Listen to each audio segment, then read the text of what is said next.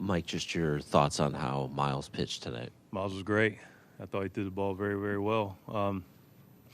The one decision, with Gomes, because he made such good pitches to Zimmerman and then to Taylor, and then looked to, make quality pitches to Gomes, made him pay for a ball up. We could have done something about it, taken that out of his hands. Of course, it turns the lineup over a little bit, but, outside of that, he was tremendous. Scattered a few hits, but that's what he did. He scattered hits, but in command of his pitches. Ball was going where he wanted to. Pitched 6 innings, gave up 1 run against a good offensive club, gave us more than a chance. I thought he was terrific. Jennifer? To follow up on your comment about Gomes, can you describe in that situation why you do pitch to him and then later in the game you do decide to issue the intentional walk? Yeah, so, obviously we thought about doing the intentional walk in the second. But like I said, he was crisp against Zimmerman, really good pitches with Taylor. And then, we felt good about him being able to execute. And if he got behind in the count, which he did, he got down 1-0, maybe doing something with Gomes at that point.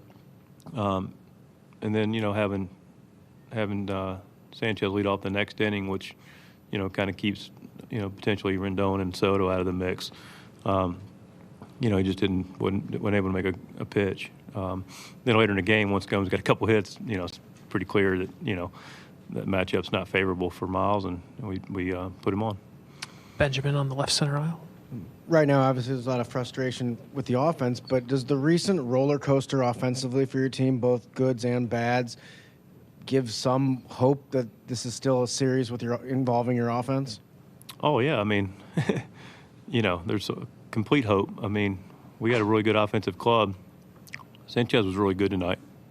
Not a lot out there that I saw that was in the middle, really changed speeds, did a terrific job. It's interesting. It's baseball. It's one of the reasons we love it. We scored 13 in the elimination game and, came right back and got through a great game. But, there's nothing but optimism about all our players and our offense for sure. We'll be ready to go tomorrow. David, to your left. Mike, there's been so much talk about the big 3 that the Nationals can put out there in their rotation, but right. Does what Anibal did tonight just remind us, hey, they've got more than just the big 3? Yeah. This guy's an accomplished pitcher in this league and has done a nice job for their club. Did a nice job against the Dodgers, and that was why before the game when we had our little gathering here, we were talking about the big 3, and I said, hey, we're going to respect them. We're familiar with them, but we got a guy tonight that we got to contend with, and not overlook him, and we didn't. He was just really good, made a lot of quality pitches, and, didn't give us a lot we could put good swings on. Commish?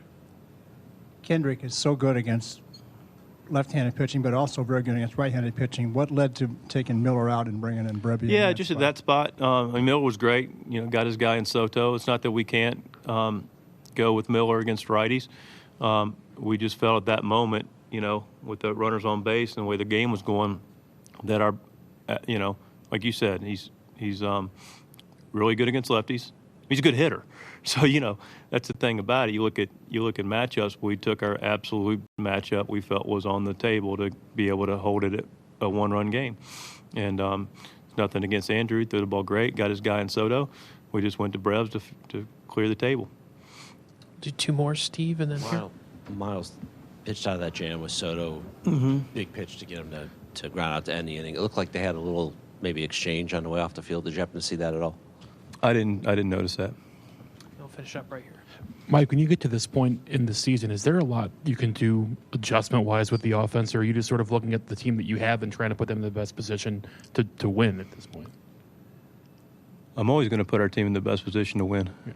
I just mean in terms of, is there a lot you can do adjustment-wise at this point in the season with the offense, or do you know what you have and this is sort of the game plan you're sort of steer into at this point?